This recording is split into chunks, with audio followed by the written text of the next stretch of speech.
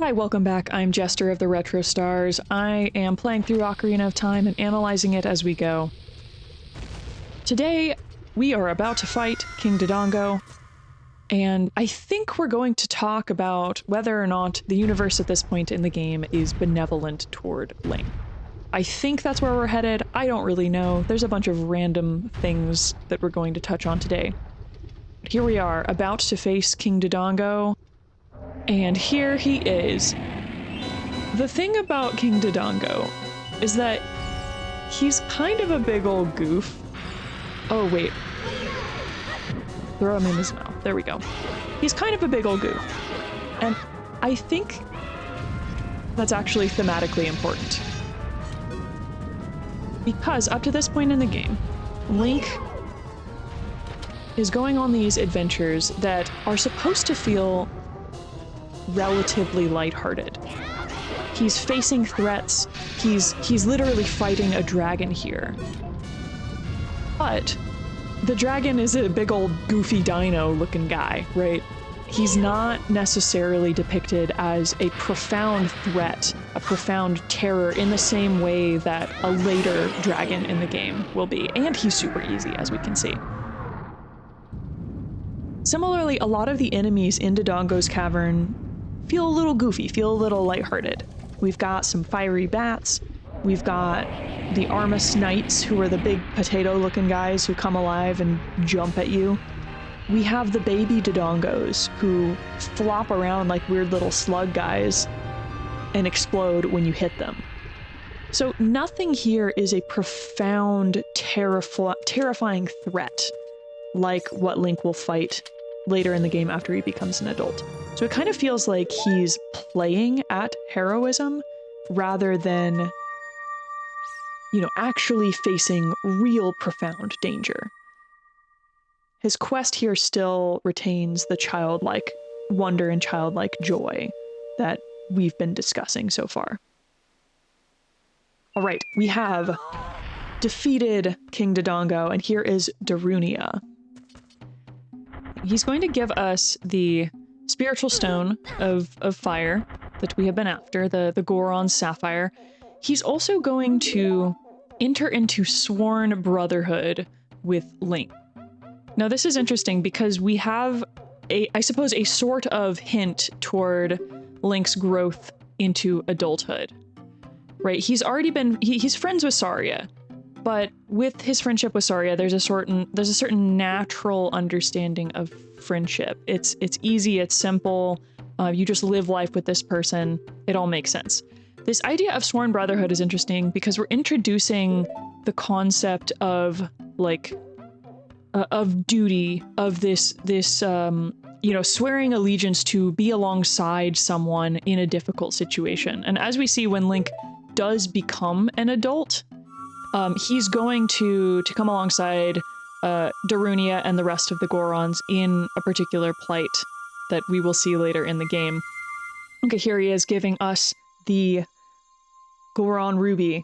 So that is 2 spiritual stones down, 1 to go. But anyway, this idea of like Link's growth into adulthood still is presented here as rather silly. Link does not understand the idea of sworn brotherhood, as we see right here. But there's still a suggestion, I guess, of Link's potential movement in that direction. Yeah, you don't know what he means by sworn brothers, but you've got the spiritual stone. We can think of the idea of sworn brotherhood, and this is going to sound super pretentious. It might not be relevant. It might just be me bringing in unnecessary hyperfixations. But there's an idea in the philosophy of the Danish proto-existentialist Soren Kierkegaard. Okay, now all the other Gorons are coming down to give Link a group hug to celebrate the sworn brotherhood, and Link runs in terror. Okay, the idea of Soren Kierkegaard. Kierkegaard talks about 3 different existential spheres that one can inhabit, basically different postures, different ways of being in the world. The first one he talks about is the aesthetic sphere, and this is basically an individual's like posture that focuses on one's individual like aesthetic pleasure in life. So it's a very like passive and self-focused way of being in the world. Kierkegaard then talks about the ethical sphere, which is like, I guess, kind of like the next step up, where it's no longer about just the individual's pleasure in life. Now it's also about aligning yourself to some greater ideal that is bigger and greater than just the individual. So duty toward your friends, toward your family, toward your community, something like that. So potentially we can see the idea of Link's movement in that direction, but with a very incomplete understanding of it so far, right? Link doesn't know what's happening. He's just after the spiritual stones. But we'll talk about how he actually does go through these spheres of existence that Kierkegaard talks about. Anyway, I mentioned the idea of like thinking about whether or not the universe at this point is benevolent toward Link. Here we can see we're making our way up Death Mountain, and as we can see, it's not a fun place to be. It is currently raining down rocks upon me. There's this, like, the volcano is erupting. We're surrounded by smoke. There's this hazy red light everywhere. And all that Link can really do is turtle himself under his shield and wait for the barrage of rocks to pass. So this seems to, on some level, fly in the face of the discussion we've already had about, like, the universe being benevolent toward Link through the example of the Great Deku Tree, right? It seems that nature is willing Link's flourishing, willing kindness toward Link. But here we are seeing more of an example of a fundamentally indifferent universe to Link's flourishing. It is a hostile place. It's a dangerous place. Here we're starting to see like Link as a young hero actually encountering a hostile world, right? While King Dodongo is really goofy, we are still encountering threats. Okay, I think we are almost through the blast zone, if we can call it that. Oh, that was one more. Okay, we're fine, we're fine. And now we need to... Nope, I just went ahead anyway. It's fine, we're fine. We're good. Okay, so... Is the universe indifferent toward Link? It seems to be the case that in some respects, yes. But in some respects, as we'll see in a moment, it might be a little bit more complicated than that. And regarding the universe's indifference, we do still have this understanding that like Link has the resources that he needs to get through this challenge, right? He's a little kid. He doesn't know what he's doing, but he has his adult shield. It's almost like a promise of the role of hero that he's going to play in 7 years. He doesn't know how to use it as a full shield, like it's just too big, but it is exactly the thing that he needs to get through this challenge. Still, it seems like he, in some ways, is in an antagonistic relationship to nature. We can see this especially, like, when you get to the top here, right? You see this, like, staircase down into Death Mountain Crater. And immediately, you have this note that if you stay here, you are going to die. And then this timer starts up. And this place, as a kid, I would come here and it would immediately terrify me because I didn't know what was going to happen when the timer went down. And you come in and there's this eerie, glowing red light everywhere. And you have the note that's like, hey, you need to get out soon. And then you have the timer and you have this like immediate awareness of, oh my goodness, I cannot be here. I'm not supposed to be here. This is not a place where I can survive. So I need to leave. We still have this concept of like, yeah, the universe being bigger and more powerful than what Link can deal with. However, there are two ways to go once you get to the top of Death Mountain, and the other way is into Great Fairies Fountain. And here we have, on some level, an exact contrast between the hostility that we've just experienced and, as we'll see, the kindness and gentleness of this place. So you come in, it's dark. It seems to be like you're walking along this marble floor. You can see the glowing outline of the Triforce symbol and the warm torches against the darkness. And when you step on here, suddenly the whole spring is awash in this blue, turquoise, silver, glittering droplets of water that are just cascading down around you. And you hear the fairy fountain music, and it's just such a peaceful place. When I was a kid, I would come to the Great Fairies Fountain and just sit and vibe. This is another location where I just liked to be. I would walk around, look, you step away, and the light goes down again. Until you play Zelda's Lullaby here, which I will do just a second. Yeah, so here we're presenting, and I guess, so there's a question, okay, before I do that, there's a question about whether or not this shrine here is like a representative of nature or if it is a humanly constructed environment. Because, right, it's this marble spring, but I do think it's treated like something akin to a Shinto shrine. As we see, we're going to call forth the Great Fairy, and she is going to give us some magic. And so it's almost treated as though the spring itself is a natural spring that has a shrine built around it so that we can properly interact with nature. Again, getting back to the Shinto idea of showing respect toward the natural world. And here we are calling forth the Great Fairy. Her shrill laughter that definitely bothered my autistic ears as a child. She is certainly iconic. There were choices made in whenever Nintendo was like, hey, how do we want to depict the Great Fairy in 3 dimensions? And this is her design. Okay, so she is going to bless us with the ability to do magic. And this is interesting. If we're thinking about this place as at least a semi-natural environment, and the fairy as something like a Shinto kami, she's giving us this gift of magic. And she's in this shrine, right? Like this spring.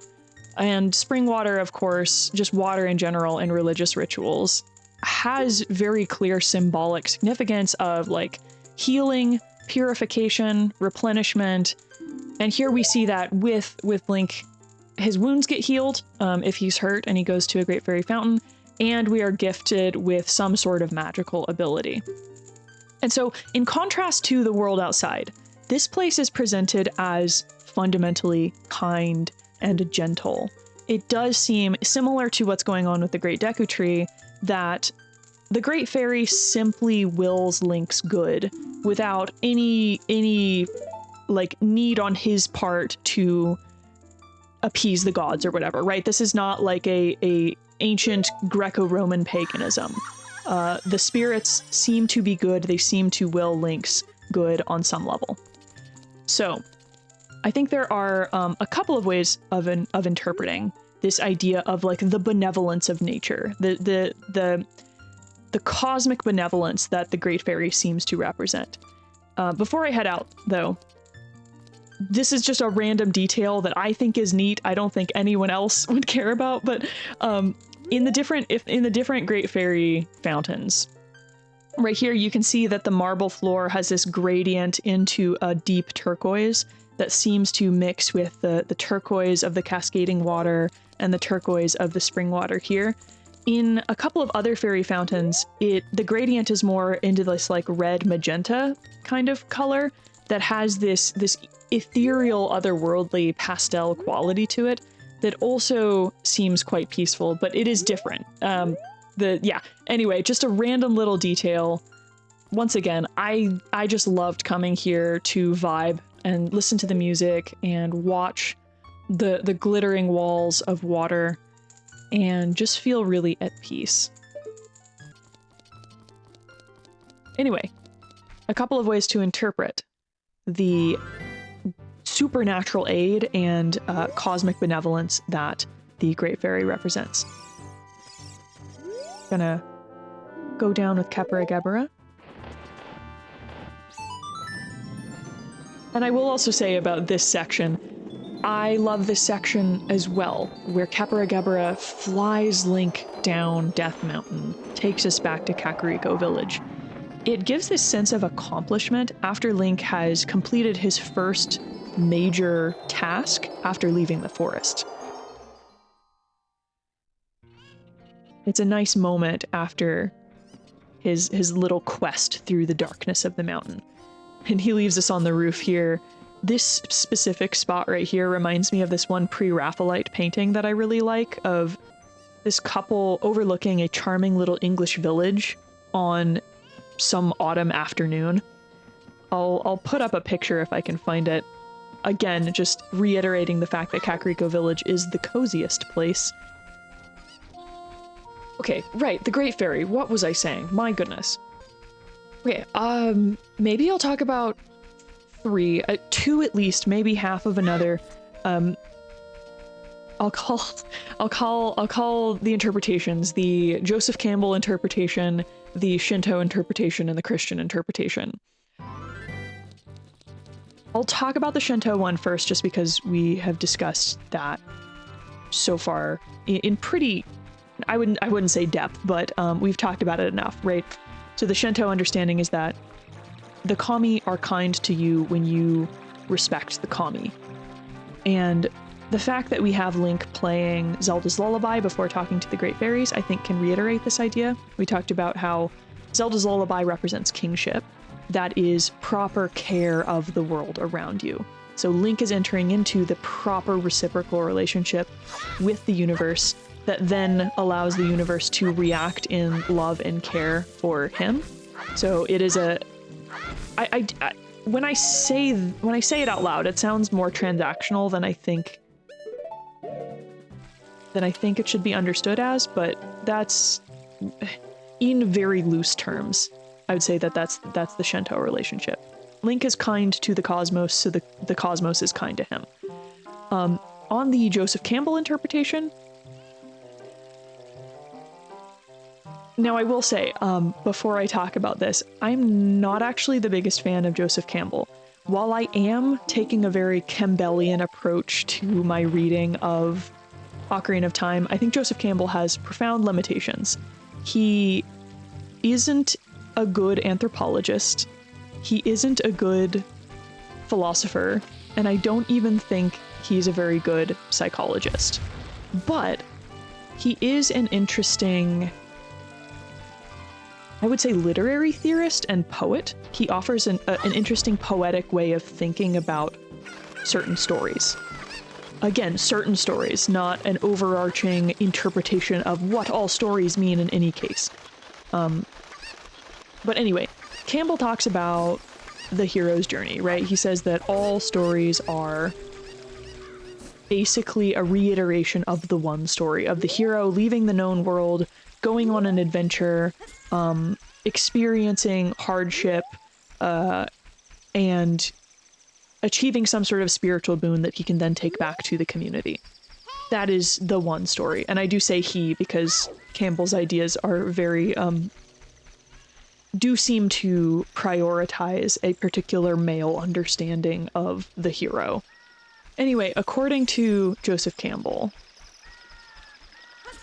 the hero needs supernatural aid on his quest. The hero does not have the resources necessary to bring back the supernatural boon to his community and face all of the danger that he needs to face. So the hero needs supernatural aid. So people will come along and guide him and give him, excuse me. Do I want to try and kill him? Why not? People will come along and give him particular boons that he needs to make it through the quest, like a magic potion, whatever the case may be. I don't even know if I can kill him at this height. There we go. Campbell's understanding of the hero's journey is very individual, in that the entire journey is taking place in an individual's subconscious, right? So we can think of the idea of supernatural aid as one's subconscious resources that then allows someone to experience spiritual transformation. That's one way of reading. Oh, I want to talk about that in just a second. That's one way of reading what... It's one way of reading what the Great Fairy represents. Christian reading could potentially read the Great Fairy as an example of supernatural grace. So on the Christian understanding, human beings don't have the resources to, I guess, become good, become holy, become sanctified and fully participate in the love that human beings are called to on the Christian understanding.